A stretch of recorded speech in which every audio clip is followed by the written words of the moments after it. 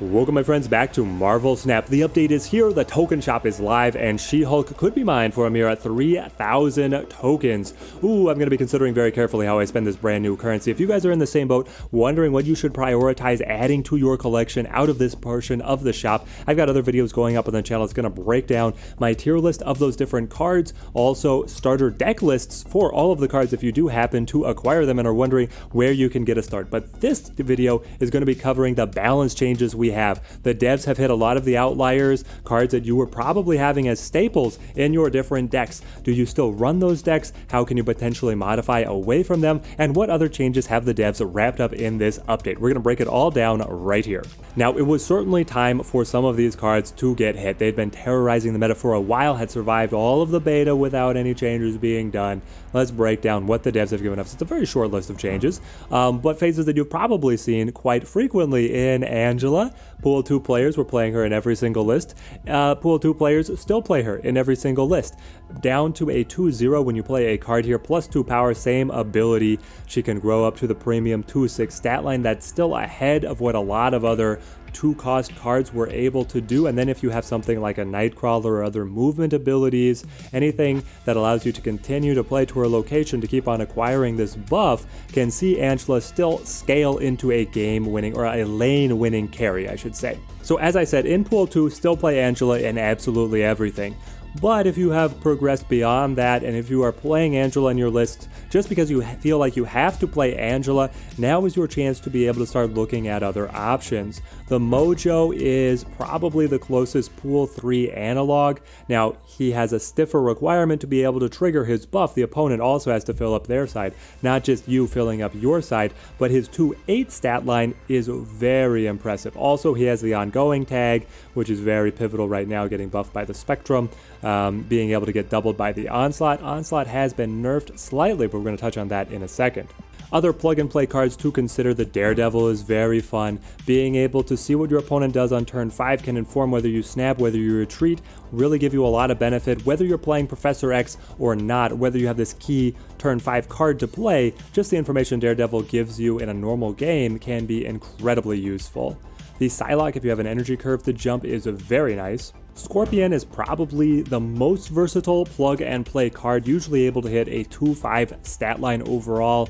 Very, very solid there, and can ruin the day of the cards that want to then double their power. Finally, I think Scarlet Witch is a great card to consider as well. Locations really turn the game on its head, being able to fix a problematic location or surprise the opponent by opening up a lane they didn't think was going to be open, undoing something like a storm that they had planned around. Scarlet Witch, very, very solid card. I think one of the most underrated cards currently.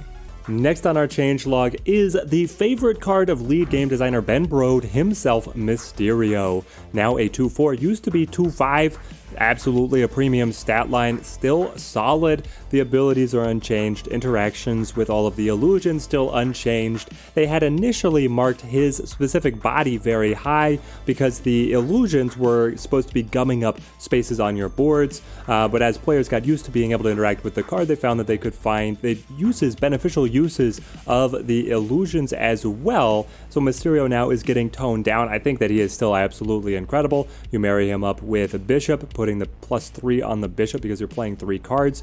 Given that the illusions count as an actual play rather than a creation or a copy, you can also buff the Angela. If you're able to get any buffs in hand on Mysterio, they are tripled. I think this guy is still incredible. A very common face on Marvel Snap meta lists is next in Sera. Used to be 5-5, now 5-4. The whole patch is just tinkering with the outliers here, and Sera is certainly an outlier. She has been captaining her own archetype within the game of being played on turn 5, or even running another energy cheat to be able to play Sera earlier on turn 4, and then trying to flood the board on the final turn with a number of energy efficient combos. You have a lot of flexibility, understanding by turn 6 largely what the opponent's game plan is, where they have established themselves, and how you can play around it. I think that 1 point off Sera is a movement in the right direction. She is still very good, still very popular, and still a top pick for me if you are looking to round out your Pool 3 collection with staple cards. Sera is going to do very well for you in a number of different lists. And interestingly enough, This makes her better for Mr. Negative, which had been a popular pairing before. Jumping on to Destroyer, another absolute meta staple right now, getting toned down from 616 to 615. The goal of the ongoing Destroyer list, or Destroyer list in general, ongoing Destroyer being the most popular flavor in the meta right now, is to have Destroyer solo win his location, and then you build a block of cards that is going to hold another lane and then also be protected by either Professor X or the armor, or you could even flex a little bit and have the Cosmo turn off the Destroyer if you want a little bit more flexibility on where you spread your cards onto the adjacent lanes. But the core is always that Destroyer is taking up all of the power in his lane, and now toning him down 1 point makes it easier for the opponent to run up against Destroyer. Devil Dinosaur was already able to compete in this way, producing a body, or with, in the case of having played Moon Girl, 2 bodies that are as large as Destroyer, and that deck was actually running a fairly competent counter to the ongoing Destroyer as we know him right now.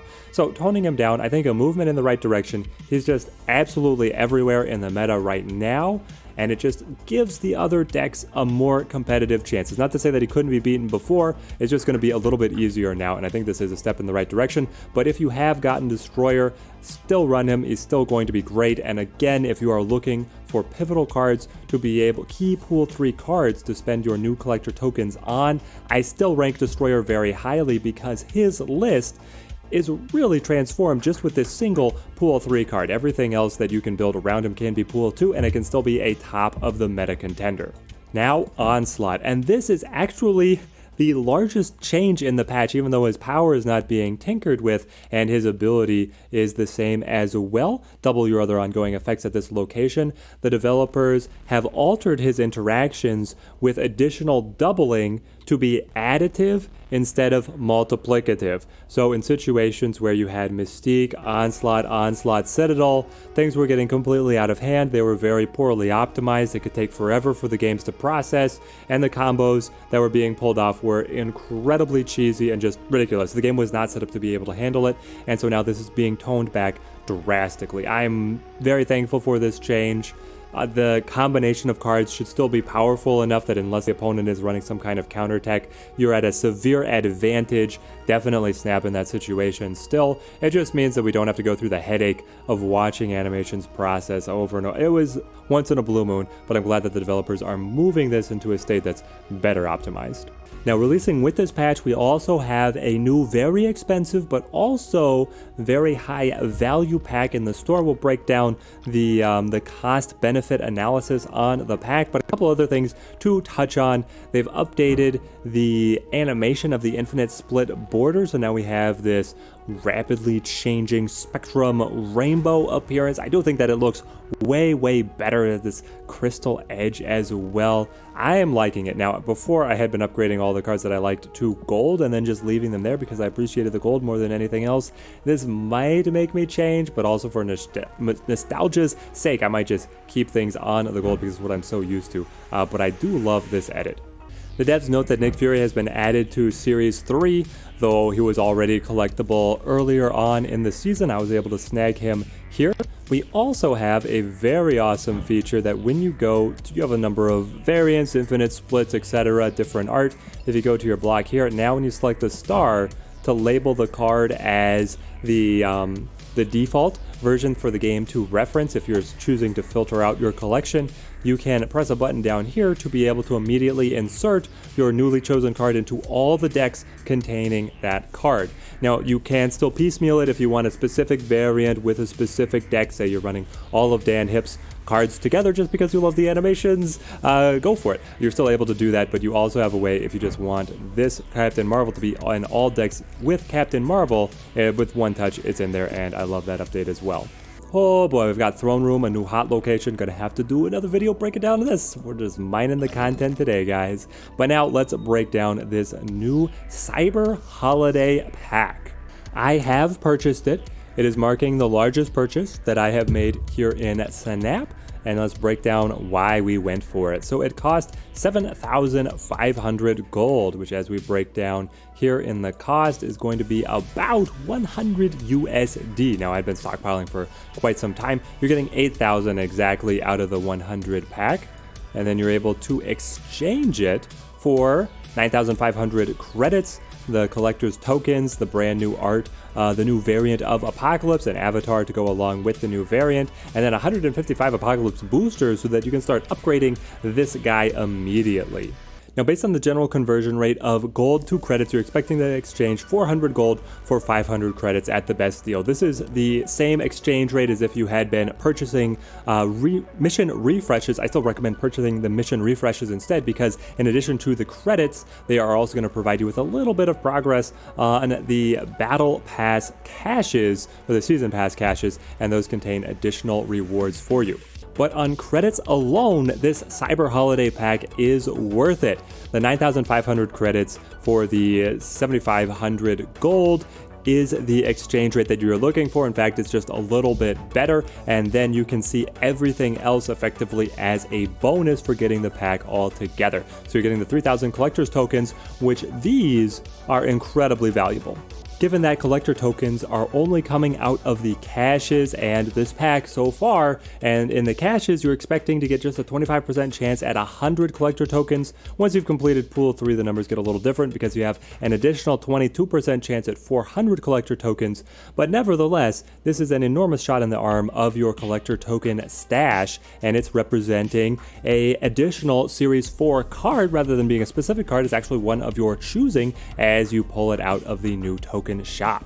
As a content creator looking to be able to grab these new cards and then be able to test them and build decks, create content for the rest of you guys, this was a sell for me. If you are someone who is inclined to spend money on the game, this is a very efficient place to do so, and it does support the devs. It shows them that this kind of pack will generate interest and will be more likely to see packs similar to this one in the future. There are our patch changes outside of what is coming with the token shop. Ooh boy, am I going to grab Super Scroll here or let him sit? Stay tuned for my next video, which is going to be a tier list of the Series 5 cards to see how I rank this guy alongside all the others. Till next time, thank you guys for watching. Keep on snapping.